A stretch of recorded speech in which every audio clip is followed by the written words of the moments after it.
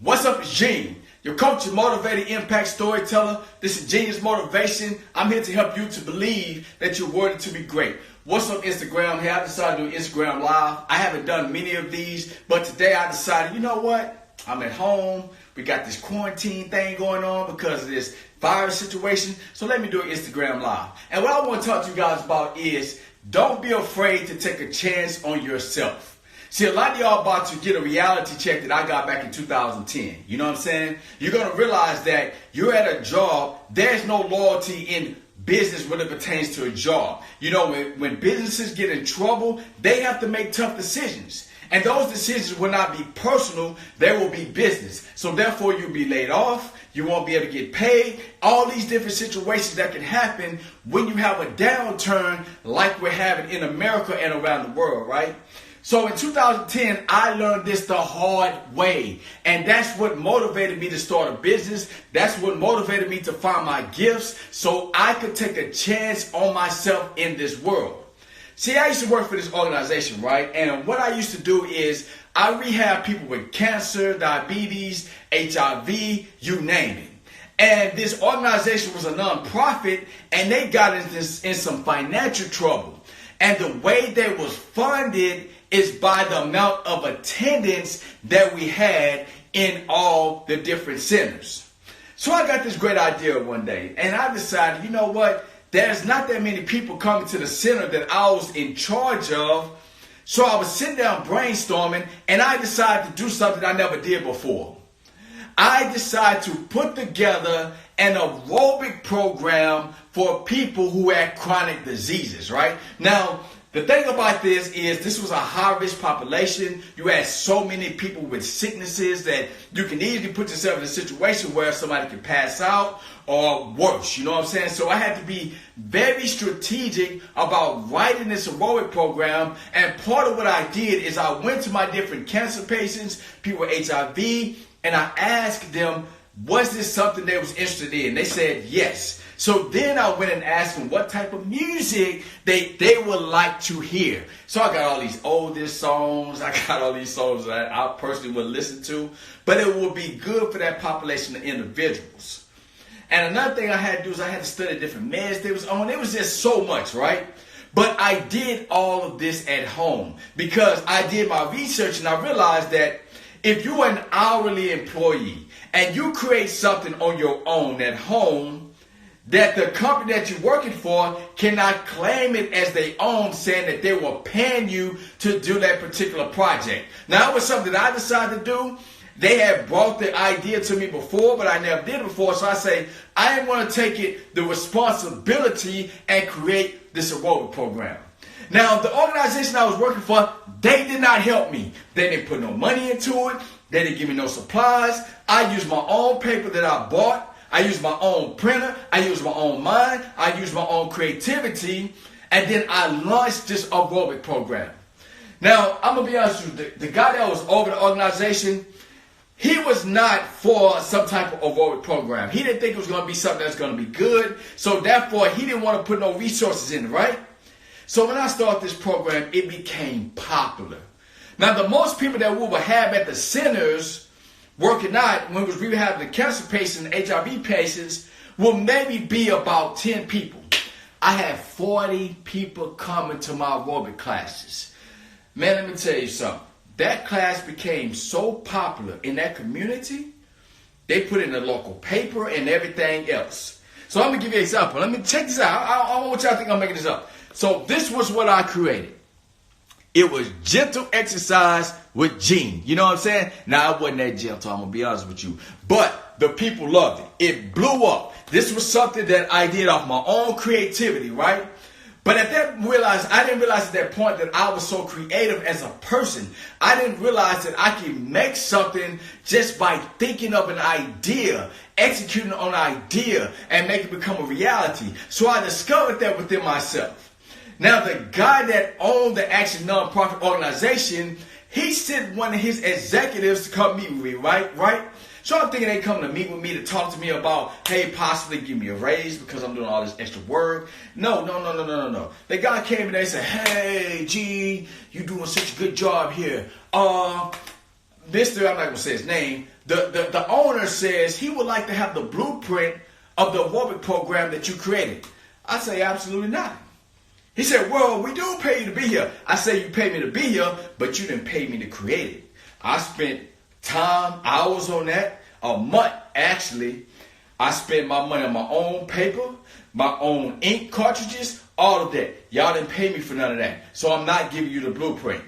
Now, I knew at that moment when I said no, it was going to be some problems. I already knew it was going to be some problems, but you know what? I had the clinic that had the most people coming, so therefore it wasn't going to be too many problems that was going to start it up very quickly, because I was helping them keep that nonprofit afloat at that particular location, right? So this went on about 6-7 months. I'm doing this aerobic program. I go from 1 class to 2 classes to 3 classes. So I'm getting about over 100 people showing up just to do this aerobic program. Now, you would think in your mind that if somebody is doing this much extra work, you would either pay them more, you try to get them some help. None of that. But I believe that you should do more than what you get paid for. No matter what you do in life, you should put your whole heart into it. You should do it passionately. And the way I saw it is, I was helping people's mamas, grandmas, uncles, brothers, and sisters who had chronic diseases to have a better quality of life.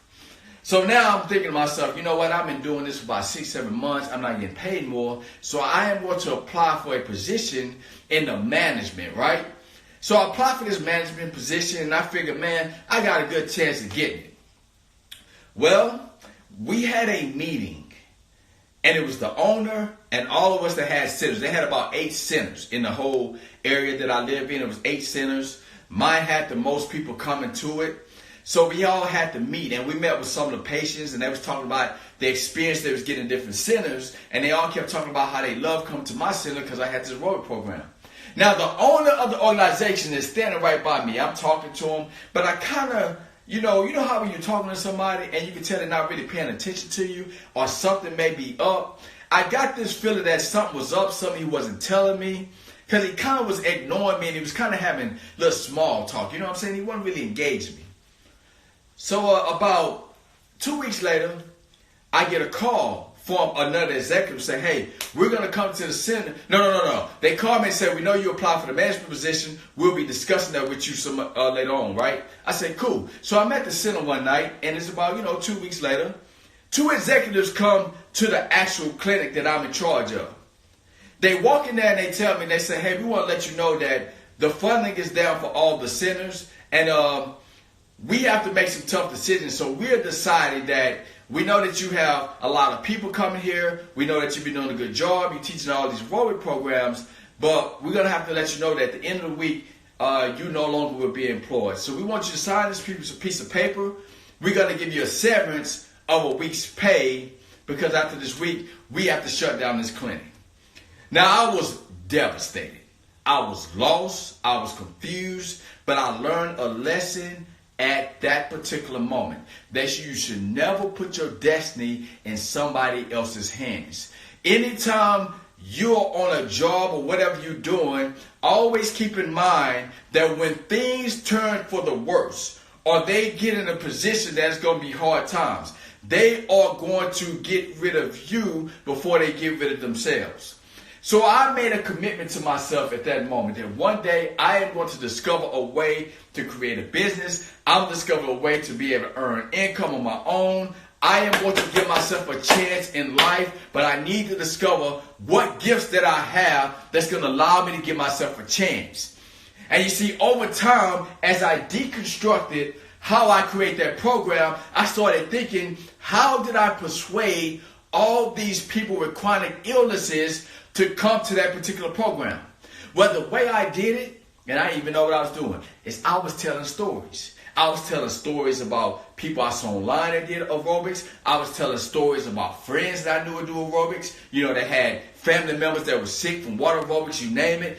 I was telling stories all the time. And see, I used to work for 24 Hour Fitness, and when I was in sales, I used to sell through storytelling, but I did not realize it. And at that moment, I discovered that I had a gift to tell stories. That is my gift. And you have a gift as well, but you have to discover what your gift is. Especially now in this moment where we have this virus situation and you're probably already afraid, you're scared, you're probably going to get laid off. You're not going to get paid. Let me tell you something. Start looking within yourself and discover what gifts that you have. What is the thing that you do with the least amount of effort that other people may struggle with? See, storytelling is something that's easy for me. It comes natural. Yes, I work at this, but there are other people out there who want to learn how to tell stories, but they cannot do it. So I built my business around storytelling. I wrote my first book because of storytelling. I coach other people in storytelling. I make videos with storytelling. I market with storytelling. That is my gift. So I want to encourage you to figure out what gift that you have. If you're at home, if you're in quarantine, this is a great opportunity for you to sit down and figure out what gifts that you have that you can use to build a business, to build another career, to be able to earn income. This is your opportunity to do that. Reading books, studying what other people have done, looking at programs, go on YouTube and try to find a way to use your gifts to be able to make a living, to build a business. This is a great opportunity to do that. So do not waste this opportunity in fear, in anxiety, worried about the layoffs are coming in this country, around the world. So whatever you have inside you, whatever gifts that you have, use your gifts. If you don't know what those gifts are, it's time for you to take the time to figure out what your gifts are. I will be telling stories for the rest of my life.